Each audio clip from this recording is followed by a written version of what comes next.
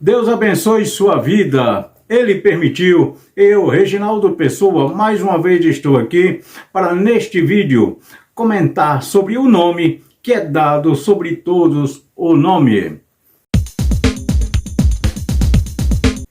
Quero convidar você a compartilhar comigo um texto das Escrituras Sagradas que se encontra na carta do apóstolo Paulo aos Filipenses, capítulo de número 2, e o verso de número 5 até o verso de número 11.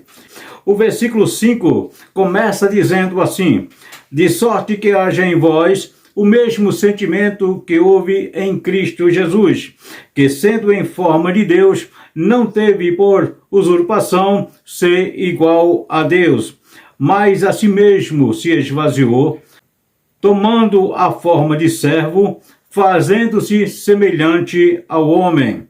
E, achado na forma de homem, humilhou-se a si mesmo, sendo obediente até a morte, e morte de cruz. Pelo que Deus o exaltou soberanamente e lhe deu o nome que é sobre todo o nome, para que no nome de Jesus se dobre todo joelho dos que estão nos céus, na terra e debaixo da terra, e toda língua confesse que Cristo Jesus é o Senhor, para a glória de Deus Pai. Tomando por base esse texto, que o apóstolo Paulo nos faz essa maravilhosa revelação, algumas pessoas tendem a discorrer e a fazer um debate sobre o verdadeiro nome de Deus. Mas a Bíblia, ela não revela o verdadeiro nome de Deus. Encontramos o tetragrama, que é Yud-Rei, Vav-Rei, mas sabemos que este nome ele sofreu várias transformações ao longo dos séculos. Uma latinização do nome de Jesus Cristo, o verdadeiro nome de Jesus no hebraico, Yeshua HaMashiach, nós encontramos uma latinização, onde encontramos o J. Algumas pessoas às vezes se confundem com essa interpretação e começam um longo debate que na verdade não acrescenta em nada. Mas eu quero trazer para o contexto do poder que foi dado ao nome de Jesus. Se a sua fé, aqui que nós estamos falando o português, e na nossa oração nós clamamos por Jesus Cristo de Nazaré, a nossa fé irá alcançar, porque o próprio Filho de Deus, apesar das transformações literárias do seu verdadeiro nome, ele nos conhece e sabe que estamos nos referindo a ele. E a oração que foi por ele determinada como um meio para a qual eu e você tenhamos um relacionamento com Deus, esta oração é um meio dele também ter um relacionamento conosco e um meio provisório até a hora do arrebatamento da igreja, de ele nos abençoar, porque através da sua glória e da sua majestade, ele tem este poder. O nome de Jesus Cristo tem este poder, é o que nós vamos ver no decorrer deste vídeo. Primeiro, ele não teve aquela usurpação de ser igual ao Pai. Ele sabia que ele era Deus, sim. O evangelista João, no seu livro, no seu evangelho, ele vai discorrer que o verbo de Deus era Deus. O verbo no princípio estava com Deus. O verbo era Deus. Este verbo que o apóstolo João traz como o Filho de Deus, a palavra que dá sustentação ao universo, porque o Logos de Deus é o que comanda este universo no qual nós estamos e o qual nos foi preparado como morada. O Filho de Deus, quando ele desceu da sua glória, ele se esvaziou. Ele deixou a sua glória como filho de Deus e veio até este mundo, porque o propósito de Deus para com ele aqui era que ele viesse para concluir o projeto de redenção que foi destruído lá no Éden. Quando a Bíblia nos diz lá no livro de Gênesis que o Éden foi colocado no jardim, porque no princípio a palavra Éden não é o jardim, mas o Éden foi colocado no jardim. E Deus colocou no meio deste jardim duas árvores. A árvore do conhecimento do bem e do mal e a árvore da vida. Mas o homem, ele sofreu uma intervenção diabólica através da tentação da serpente e ele cedeu à tentação da serpente. Então, este projeto de Deus precisava, e Deus, na sua presciência, já sabendo disto, até que algumas pessoas, alguns teólogos, alguns estudiosos dizem que Deus decretou a queda. Mas Deus não decretou a queda, porque se a queda tivesse sido decretada, o homem não teria o livre-arbítrio. Mas Deus, pela sua grande sabedoria e pela sua grande bondade, ele não fez um homem como um boneco, ele não fez um homem como um fantoche, ele não fez um homem como brinquedo, ele não fez um homem como um robô para fazer segundo os seus decretos. Ele lhe entregou inteligência, ele lhe entregou sentimentos e ele lhe entregou também vontade própria. Ele permitiu que o homem, sim, ele permitiu. A sua vontade permissiva permitiu que o homem viesse a sofrer a catástrofe da queda.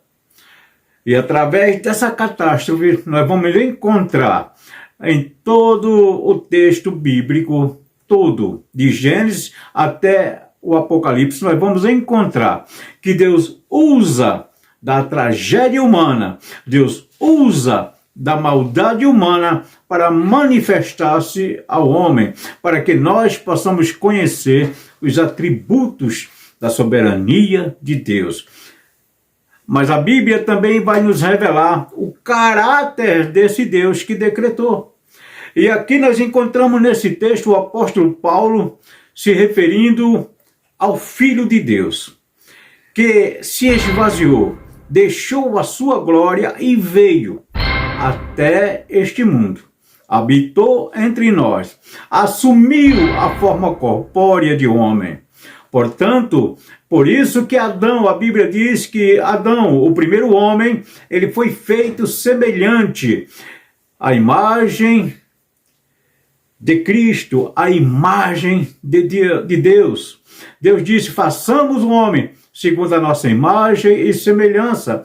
Não foi Cristo que foi copiado ao corpo de Adão, mas Adão que foi copiado ao corpo de Cristo. Esta é a grande verdade. Quando nós encontramos lá no livro do profeta Isaías, o capítulo de número 43, nós encontramos que Deus diz assim, que ele criou Jacó e ele formou Israel. Essas duas diferenças que Deus coloca em formas diferentes para a mesma pessoa. Nós encontramos que Jacó e Israel são a mesma pessoa, porém Deus trata de duas formas distintas, de criar do nada, criar do nada. Esse é o único atributo que o homem não tem. O homem pode ter a sua criatividade das coisas já existentes. Ele pode transformar matérias. Ele pode transformar aquilo que já existe. Mas criar do nada, esse é o único atributo que o homem não tem. E este atributo é exclusivamente de Deus. Nenhum outro tem. Criar do nada. A Bíblia nos revela que só Deus, o Todo-Poderoso, este atributo é exclusivo de Deus. Mas o que eu quero relatar aqui é que Deus, Jesus Cristo, o Filho de Deus, o Filho do homem, ele se humilhou. Ele se humilhou, ele assumiu a forma de servo. É isso que o apóstolo está dizendo. Ele assumiu a forma de homem. E ele foi humilhado, mas continuou obediente. A sua obediência foi determinante para o projeto e o propósito de Deus para com o homem. A Bíblia está dizendo que ele foi obediente até a morte, e a morte de cruz. Quando eu vejo o texto que vai nos esclarecer a respeito do Getsemane, quando Jesus Cristo, ele ora ao Pai, ele pede aos discípulos para o ajudarem na oração, e ele vai até orar até um local mais distante, e ele deixa os discípulos ali, e quando ele volta, os encontra dormindo, ele desperta e diz: vamos, orem comigo. E ele volta novamente a orar. Isso acontece por 3 vezes. E ele se dirige ao Pai naquela petição, dizendo: Pai, se possível, afasta de mim este cálice. E ele estava suando sangue. Mas ele diz: para a derrota do inimigo da nossa alma, ele diz: seja feita a tua vontade e não a minha. Eu vejo aí que Jesus Cristo, ele teve um grande amor ao Pai. Ele teve um grande amor ao Pai para cumprir, para receber aquele cálice e cumprir a sua missão até a última letra, até o ponto final. Ele fez questão de cumprir todas as letras da sua missão. Tudo que o Pai lhe comissionou, ele cumpriu. E em João capítulo 17, no versículo de número 11, Jesus Cristo se refere aos seus discípulos e, posteriormente, no poder desta palavra, ele diz: Pai, eu peço que os guarde. Eu peço que os guarde no teu nome, que é o meu nome. Que maravilha quando olhamos para esse texto. Eu me alegro porque eu sei que este nome é poderoso. Não há nada que possa abalar o poder deste nome. No versículo de número 2 do capítulo 17 do Evangelho de João, Jesus Cristo diz: toda autoridade me foi dada. Toda autoridade me foi dada.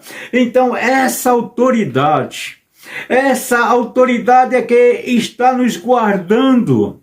Ele pede ao Pai para o Pai nos guardar, a mim, a você, no nome do Pai. E ele diz que é o meu nome.